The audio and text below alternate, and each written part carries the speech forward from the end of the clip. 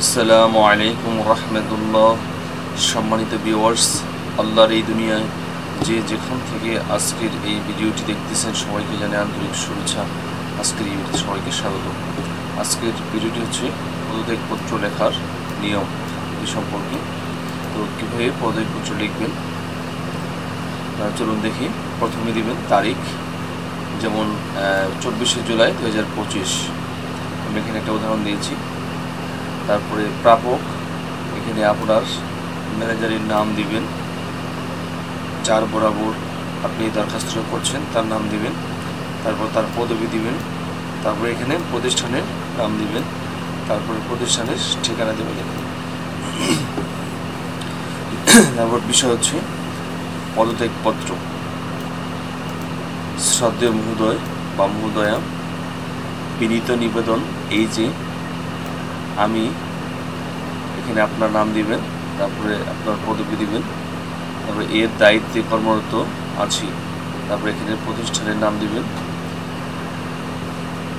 ব্যক্তিগত কারণবশত ভিন্ন সুযোগ গ্রহণের লক্ষ্যে আমি এই পদ থেকে পদত্যাগ করতে ইচ্ছুক। আমি আগামী তারিখ দিবেন, এখানে এই যে আপনার শেষ কার্য দিবস, অর্থাৎ সাধারণত 30 দিন নোটিশ, অর্থাৎ শেষ তারিখটা এখানে দিবেন যে এত তারিখ থেকে আমার দায়িত্ব শেষ করতে চাচ্ছি। তারপর আমি এই প্রতিষ্ঠানে কাজ করতে পেরে গর্বিত এবং এই সময়ে অর্জিত অভিজ্ঞতা ও সহকর্মীদের সঙ্গে কাটানো সময়ের জন্য কৃতজ্ঞ। আপনার কাছ থেকে প্রাপ্ত দিক নির্দেশনা ও সহায়তার জন্য আন্তরিক ধন্যবাদ। ভবিষ্যতে প্রতিষ্ঠানটির উত্তরোত্তর সাফল্য কামনা করি। আপনার সদয় অনুমোদন প্রত্যাশা করছি। ধন্যবাদ। অন্তে আপনার নাম দিবেন, এখানে ওনার বর্তমান পদবি দিবেন, তারপর মোবাইল নাম্বার, ইমেল থাকলে ইমেল ব্যবহার করবেন।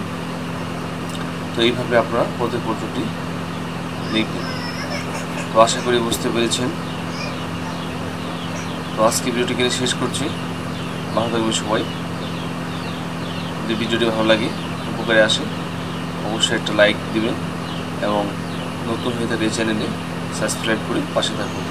ভালো থাকবেন সবাই। আল্লাহ হাফেজ। আসসালামু আলাইকুম রহমতুল্লাহি ওয়া বারাকাতুহু।